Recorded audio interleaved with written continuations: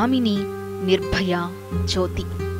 పేరేదైతే ఏంటి తల్లి, క్షమించు. మృగాళ్ల రాజ్యంలో బలైన ఒంటరి లేడిపిల్ల కొన్నెత్తుటి మరణం సభ్య సమాజాన్ని పరిహసించింది.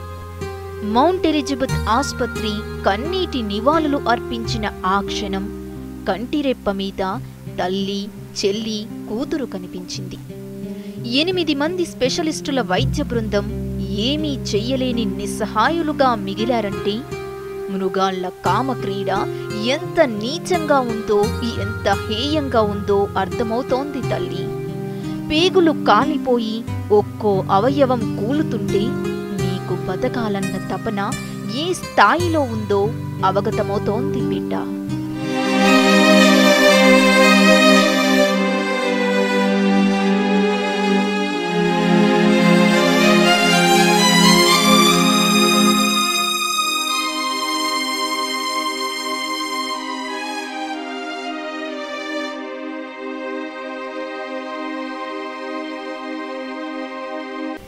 ఏమీ చెయ్యలేని నిస్సహాయ స్థితి.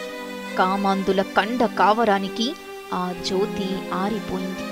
హస్తిన కీచక పర్వంలో మృత్యుకోరంలోకి వెళ్లి రోజుల పాటు చావు బతుకుల మధ్య 13 మానవ మృగాల దాడిలో తీవ్రంగా కొట్టుమిట్టాడిన ఆ ధీర వనిత కన్నుమూసింది.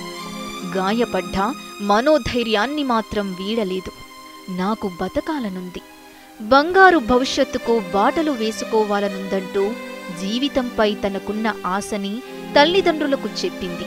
కాని దుర్మార్గుల కర్కసత్వాన్ని భరించలేకపోయింది. పీడకల భవిష్యత్తులో బాధిస్తుందనుకుందో, లేక తన జీవితంతో చెలగాటమాడిన వారిపై అసహ్యం, వికారంతో అవస్థపడిందో, కారణమేదైనా చేయని తప్పుకు నరకయాతన అనుభవించి తిరిగిరాని లోకాలకు వెళ్ళిపోయింది. మృత్యువు ఆమెను కబలించిన ఆమె స్థానాన్ని చరిత్రలో శాశ్వతంగా పదిలం చేసింది. ఆమె మనోనిబ్బరం తాను బాధితురాలు కాదు, యోధురాలినని చాటింది.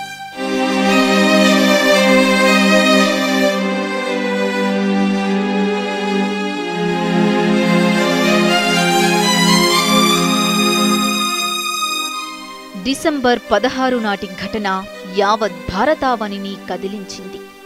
పేగుబంధం కాదు, ఏ రక్త సంబంధమూ లేదు. దూరపు చుట్టమా అంటే అదీ కాదు. ఊరేదో పేరేదో తెలియదు. కనీసం ముఖపరిచయం కూడా లేని వాళ్లే అంతా. అయినా అందరికీ ఆమె బంధువే.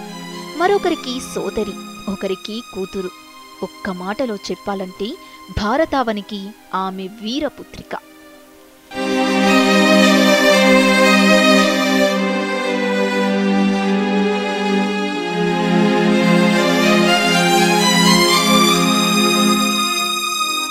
కీచక పర్వంలో ఆమెకు జరిగిన అన్యాయానికి వ్యతిరేకంగా జాతి యావత్తూ ఉప్పెనలా విరుచుకుపడింది.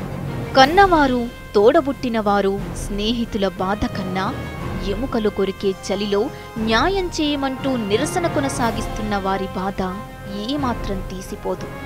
యువతలో వచ్చిన కదలికను చూసి పాలకులు, ముఖ్యంగా పోలీసులు గజగజలాడుతున్నారు.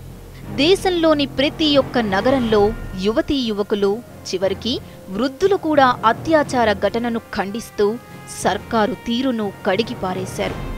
ఇంతకీ వారంతా ఉప్పెనలా ఎగిసిపడటానికి కారణమేంటి? కారణముంది. ఢిల్లీలో గ్యాంగ్ రేప్ అనంతరం నిరసనలు దేశంలో సామాన్యుల గుండెల్లో గూడు కట్టుకున్న భయాందోళనలకు కారణముంది. రేపు నా తల్లికో, నా కూతురికో, అక్కకో, చెల్లికో ఈ ప్రమాదం రాదా అన్న భయముంది. ప్రస్తుతం యువతీ యువకుల్ని, వారి తల్లిదండ్రుల్ని వేధిస్తున్న ప్రశ్న ఇది. తమను తరిమి తరిమి కొడుతున్న పోలీసులైనా ఇలాంటి ఘటనలు జరగవన్న హామీ ఇస్తారా? లేదు. పోలీసు బాసులు కూడా ఇలా ఉండండి, అలా చేయకండని సుద్దులు చెప్తున్నారే కాని మేమున్నామన్న హామీ ఇవ్వలేకపోతున్నారు. అందుకే ఊరేదో పేరేదో తెలియకపోయినా జనం బాధితురాలిని హృదయానికి హత్తుకున్నారు. ఆమె చనిపోయిందన్న వార్త విని గుండెలు పగిలేలా ఏడుస్తున్నారు. సింగపూర్లో కన్నుమూసిన మన ఆడపడుచు మరణం వృధా కాదని రాష్ట్రపతి చేసిన ప్రకటన నిజం కావాలి. పాలకులకు చిత్తశుద్ధి ఉంటే న్యాయపరమైన లొసుగుల్ని తొలగించి కఠిన చట్టాలు తీసుకురావాలి.